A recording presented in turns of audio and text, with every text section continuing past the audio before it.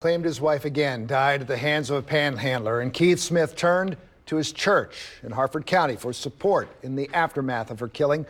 WMAR 2 News' Jeff Hayer joins us right now with Bishop Roger Tatum's reaction to the news that Smith and his stepdaughter are suspects in this murder. Jeff. Well, Jamie, Keith and Jacquelyn Smith have been part of the Helping Hands Ministries in Churchville for 3 years.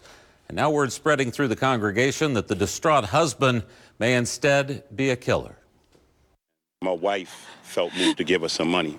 He followed up his tale of how his wife died at the hands of a panhandler with a call to push homeless people off the streets. After all, Jacquelyn Smith's husband, Keith, claimed he was a man of faith. I'm a minister, I'm a man of God, and I try to help people. But we're in our last days, and we need to understand there's some desperate people that they don't need help. They're trying to hurt you. Bishop Roger Tatum helped comfort Smith and his stepdaughter in their time of need. I was devastated because there was no real indication of anything other than what, he had conveyed to me, and we'd talked many times, and he had the same story.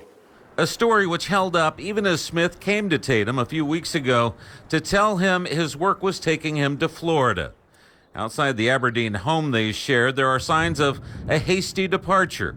And the bishop says, in retrospect, something had been distancing the couple from the church in the months leading up to her murder. They had been absent from the church participation here for about 5 months.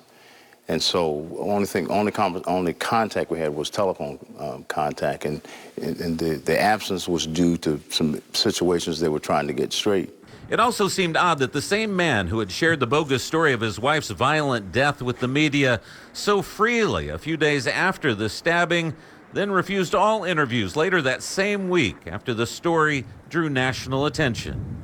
His initial conversation to me was that it was recommended to him by, I don't know if it was an attorney or some official person had said that he should cut his communication with the media for right now. Now, the bishop says Keith Smith recently sent him a picture, a selfie of him in front of a swimming pool with palm trees, claiming he had made that move to Florida. But now, of course, he's left to wonder if the picture really came from Texas, where Smith and his stepdaughter were captured.